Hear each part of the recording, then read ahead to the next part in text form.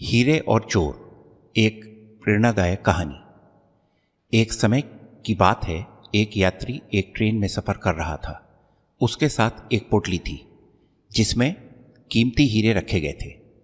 उस यात्री को 2 दिन और 2 रात ट्रेन में गुजारने थे। उस यात्री को इतना सारा सफ़र करके कहीं पहुंचना था। सफ़र के पहले ही दिन एक चोर की नज़र उस यात्री के हीरो की पोटली पर पड़ गई। अब चोर ने दिमाग लगाया और एक बड़ा सा बैग लेकर उसी यात्री के पास जाकर बैठ गया और उस यात्री से मीठी मीठी बातें करने लगा।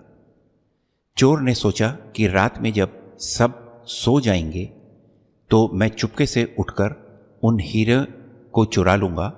ये सब सोचकर वह चोर बहुत खुश होने लगा।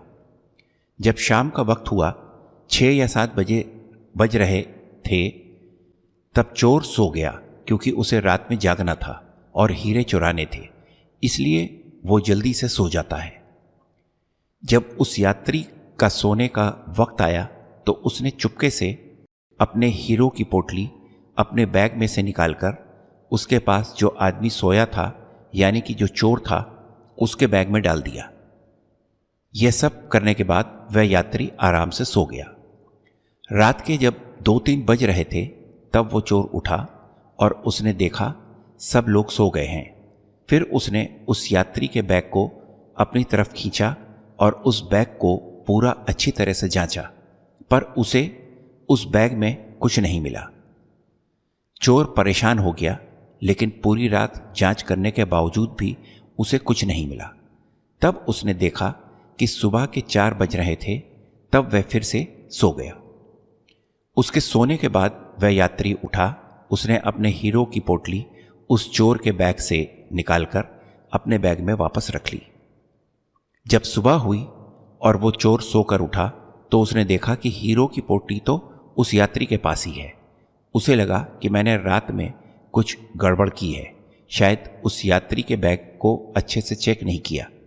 उसने फिर से प्लान बनाया कि इस रात बैग को अच्छे से जांच करेगा।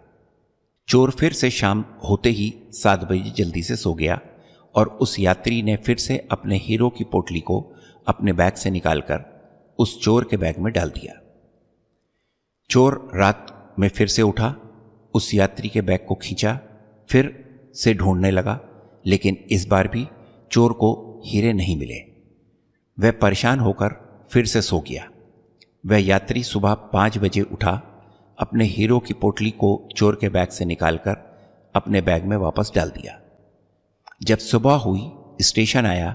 वह यात्री स्टेशन पर उतरा तो चोर उसके पास आकर कहने लगा, मैं जिंदगी में कभी चोरी नहीं करूँगा, बस मुझे इतना बता दो कि हीरो की पोटली आपने कहाँ रखी थी।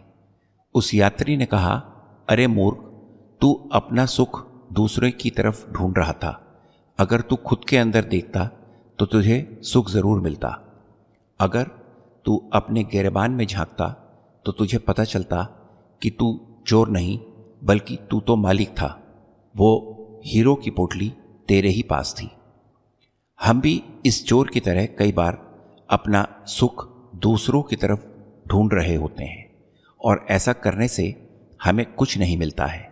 अगर हम दूसरों की तरफ देखने के बजाय अपने खुद के अंदर झांकें तो हमें कभी भी किसी भी चीज़ की कमी महसूस नहीं होगी। दोस्तों, उम्मीद करता हूँ आपको हमारी कहानी पसंद आई होगी। कहानी पसंद आई हो तो वीडियो को लाइक करें। चैनल पर नए हैं तो चैनल को सब्सक्राइब करें। नोटिफिकेशन बेल दबाना ना भूलें ताकि अगले वीडियो की अपडेट आपको सबसे पहले मिले। धन्यवाद।